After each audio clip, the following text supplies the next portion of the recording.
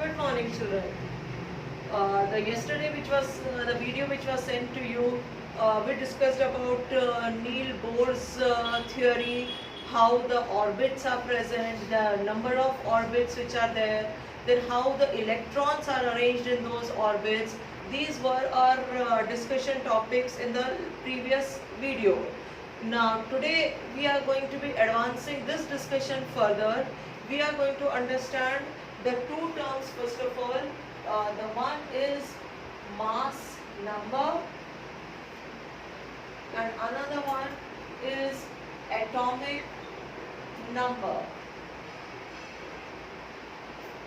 Now when we talk about the word as atomic number, this, as we had seen it previously also, it is the number of protons or electrons in an atom. Okay, so either we take it as the number of electrons or then the number of protons. That number is going to be called as the atomic number. Why both protons and electrons? Because we know that the number of protons as well as electrons, it is going to be the same in every atom. Then coming to the term as a mass number, this is, we can call it in another terms, we can call it simply as the mass of the atom. Okay, mass of the atom, that is what we call it as the mass number. Now, in order to find out how the mass number can be obtained, the simple formula over here is that mass number is equal to the number of protons plus number of neutrons, and where they are present, we know they are present in the nucleus. Okay, so the number of protons plus the number of neutrons, that number, if we just sum them up, we understand that we are going to be getting the mass number. For example, if we take the case of sodium atom, we know that in sodium there are 11 electrons present. That means we can say its atomic number of sodium, we can say it is 11. So when 11 electrons are present, we can very well assume that there are going to be 11 protons in the nucleus also. Okay, then besides carrying 11 protons in the nucleus, for sodium atom there are present 12 neutrons. Okay, so inside the sodium atom, in the nucleus, okay, if this represents the nucleus of the sodium atom, we have 11 protons and 12 neutrons. Okay, each of the proton or neutron, first of all the mass, we take it as 1 unit. So 11 protons will be equal to 11 units, 12 neutrons will be equal to 12 units, and the total mass is going to be of 23 units. Okay, so we say that the mass number of sodium is going to be 23. Okay, then further there is a method of representing an atom along with its mass number and atomic number. Okay, now mass number, we give it as the symbol that is used is A, and atomic number, we give it as Z. Okay, so if mass number is A and atomic number, if suppose we represent it by the letter Z, then whatever the symbol of that atom on the left superscript, it is going to be the mass number, that is A, and then bottom left subscript is going to be Z. Okay. For example, let's take the case of just now we had the discussion on sodium. Sodium A is standing for the mass number, and just now we found out that the mass number of sodium is 23. So we write down 23 above, means left superscript it is going to be. Then left subscript means below, we are going to write down Z. Now what is Z? Z is the atomic number. So atomic number of sodium is 11. Okay, so this is how we represent any atom in its totality. Means if we write it like this, anybody who is reading will be able to have a complete idea about how many electrons are present, how many protons are present, and for that matter how many neutrons are present. So complete picture of that atom arrives from here.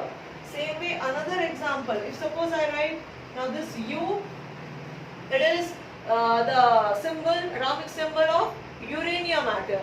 Now uranium, I am writing it as 235 and 92. Okay, so we need to understand that this 235, it is its A. A means what? As its mass number. Then what is 92? 92 is its Z, that is its atomic number. Okay, so this is another way in which we will be able to represent an atom along with its symbol, mass number, atomic number, everything. Means in totality, all sorts of information about that particular atom is emerging out of this particular representation. Alright, now with that much information, now we are moving ahead to another term which is very much associated with the atomic number concept, and that concept we call it as valency. Okay, now valency, first of all we have to be knowing and remembering that it is just a number, meaning it's simply a number only. Means it is not any measurement, like it's not a measurement of length. If we are using a measurement of the length, then if suppose I say 1 kilometer, is that kilometer term is coming off over there. Okay, kilometer means that becomes the unit of that measurement of that particular quantity. In this case, valency is simply when we say it's a number, meaning that it is not going to be having any unit. Okay. Then another thing what we say about valency is that it is the combining capacity of an atom. Okay, it is the combining capacity of an atom. Let us understand this particular point with the help of example of water molecule. Now water, we write it as H2 and O. Okay, when we give this formula to water, we understand that in this there are two atoms of hydrogen combined with one atom of oxygen. Okay, so two atoms of hydrogen, because the formula is H2O, two atoms of hydrogen combined with one atom of oxygen. Okay, now here we will be very well able to say that the combining capacity, okay, combining capacity of oxygen is 2. Can we give this statement? Yes. Why? Because two atoms of hydrogen are combining with one atom of oxygen. Okay, means for each oxygen atom it is able to combine with two hydrogen atoms. So combining capacity of oxygen, we can say it is 2. So we simply say it as 2 only. We do not associate it with any particular unit, because we said earlier that it is simply a number only. Okay. So this is what we understand by the term as combining capacity. Now if we have to understand and find out what is the valency of any particular atom, okay, how to find out the valency of any particular atom, then there are different definitions again which are associated. The first one, we can say that the valency of an atom is the number of electrons in its last, or we can call that as the outermost shell. Okay, we came across the concept of electronic configuration, right students? So over here, if we know what is the atomic number, we'll be able to write down the electronic configuration. Now when we are writing down the electronic configuration, we are going to be looking into what is the number of electrons which is present in the outermost shell of any atom. Okay, then whatever that number of electrons which are present, that is going to be called as its valency. How? Because we have defined valency as a number of electrons which are present in the last shell. Now let's take an example. Let's take that of sodium. Sodium, we know its atomic number. Okay, we know very well that its atomic number is 11. Now we saw this also in the previous video, that I can write this atomic number 11 as how the electrons are arranged in the various shells, that we call it as the electronic configuration. And the electronic configuration of sodium, we write it as 2, 8, 1. Now remember, when we write 2, 2 is the innermost. Means immediately after the nucleus comes the first shell, that is this, it's having 2 electrons. Then comes the second shell which is having 8 electrons, followed by the last shell which is having 1 electron. So if we look into this electronic configuration, we understand that for sodium, the number of electrons which are present in the last shell is 1. In other words, we can say that the valency of sodium is equal to 1. Okay, let's take another example.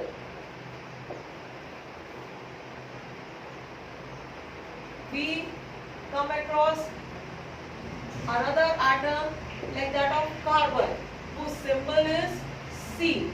Atomic number of this is 6. Okay, atomic number of carbon is 6. Then if we have to write down the electronic configuration of carbon, out of this 6, 2 electrons will be present in the first shell. In the second shell, the remaining 4 electrons are going to be present. So here, for the case of carbon, 2 is the first shell number of electrons, while its last shell is the second shell only. Okay, and in that last shell, that is the second shell, the number of electrons is 4. So on this basis, we say that the valency of carbon is 4. Okay, so valency is equivalent to the number of electrons which are present in the last shell. Same way, if we take one of the compound of carbon, this is one compound of carbon. Okay, the name of this is methane.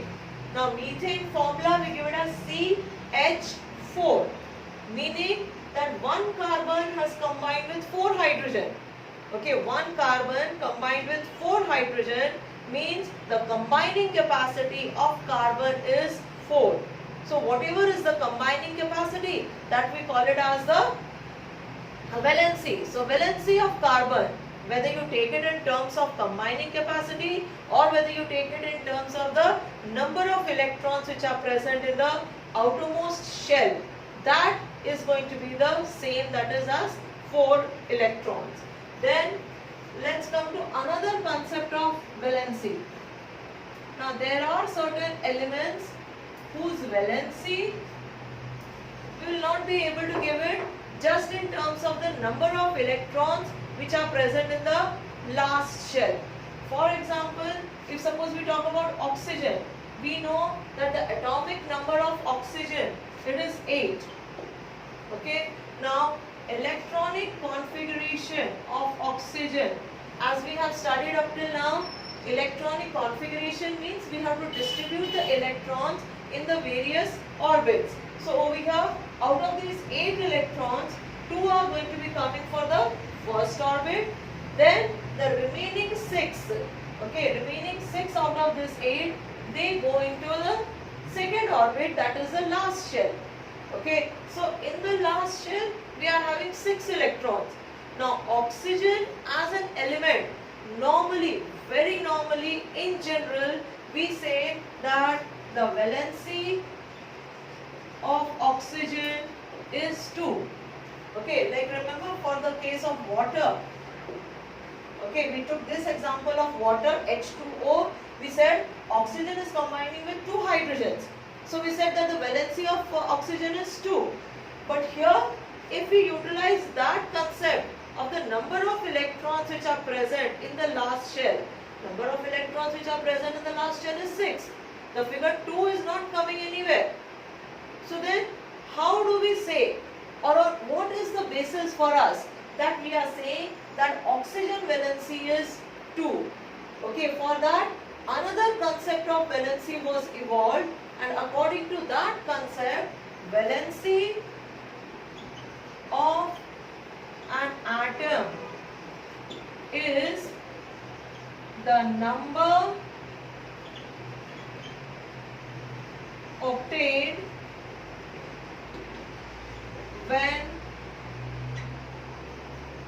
number of last shell electrons is subtracted from 8. Last shell. Now let's read this properly and understand. We are saying that valency of an atom, it is the number obtained. Okay, valency is after all a number. So the number that we get obtained when the number of last shell electrons, means whatever the number of electrons which are present in the last shell, that number you subtracted from which number? From 8. Okay, why that 8 is coming, that also we are going to understand at a later stage. But right now, we are going to just remember it, that it is 8 from where we have to subtract out the number of electrons which are present in the last shell. Okay, so if we apply this logic to oxygen, okay, now let us apply this logic to oxygen. We wrote that the electronic configuration of oxygen, we wrote it as 2 and 6. Okay, now number of electrons in the last shell, that is 6. So now this 6 we are going to subtract from where? From 8. So 8 minus 6, what do we get? 2. And up till now we have been saying that the valency of oxygen is 2. Okay, so this is another concept how we can obtain the valency of the atom, because atoms normally they have a concept of a variable valency. Okay, variable valency meaning in one particular compound the valency can be one number, in another compound the valency can be another number. There are certain whose valency is always going to remain fixed no matter what, but there are others, like for them the valency is going to keep on changing. Okay, like for example, let's take another example over here. Let's take the case of chlorine now. Okay, now chlorine We know the symbol is Cl. Do we know its atomic number? Yes. Atomic number of chlorine, that is 70. Okay, atomic number of chlorine is 17. Now this 17, how do we arrange them in the various orbits? For that, we have to look into its electronic configuration of chlorine. That can be first shell, we remember it is 2 electrons. Second shell, we put 8 electrons because that is its maximum capacity. First shell, maximum capacity 2. Second shell, maximum capacity as 8. Now, if we add them up together, we get the number as 10. Now, out of 17, 10 electrons we have accommodated in the first 2 shells. That means in the third shell, we are left behind with 7 electrons. That means now the number of electrons in the last shell, it happens to be 7. Okay. So now by that logic that we have to subtract the number of electrons in the last shell, we have to subtract it from 8. Okay. So valency of chlorine will be equal to 8 minus 7. Okay. So from where is this 7 coming? We have to remember that this 7 is belonging to the number of electrons which are present in the last shell. Okay. So 8 minus 7, and that answer comes up as 1. So the valency of chlorine, we have to remember that it is going to be 1. Okay. How do we know it is 1? Let's take what? Sodium chloride formula. Sodium chloride. How to write down the formulae? That we have already studied. Okay. So sodium, just now in this discussion only in the video we have seen that sodium valency is 1. What about chlorine? Chlorine valency also we said it is 1. And while we were studying how to write down the formula, we have seen that sodium and chlorine, we are going to be exchanging the valency. That means sodium valency will be written with chlorine and chlorine valency will be written with sodium. Now since both of them are 1 only, it is going to be formula for sodium chloride, that is our salt. This is going to be simply NaCl. Okay. So this is how we'll be able to get the various formulas also, will be able to understand their combining capacity, and in case that if we are having doubt regarding what is going to be the correct formula, then we can immediately think about their configuration. Provided we know their atomic numbers, we have the configuration, then think about whether it is going to be the last shell electrons or whether it is going to be 8 minus the last shell electrons. This is how we'll be able to understand the concept of valency. And of course, much more understanding part is going to develop as we keep coming across various new names of the compounds, new elements that we keep on learning. At least as I must have told you previously also, that from atomic number 1 to atomic number 20, we should be knowing complete their name, their symbol, their atomic number, their mass number. Everything should be clearly known to us, and if atomic number is known, we'll be able to give their atomic structure drawing part also we'll be able to do. We'll be able to write down their electronic configuration also. But yes, with practice, we'll be able to memorize of all these things. It is not going to be a difficult task. This is just pure elementary chemistry is what we are studying right now.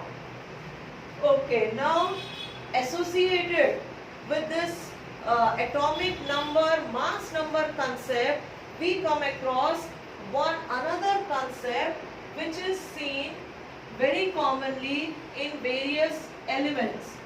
Okay, that concept we call it as isotopes.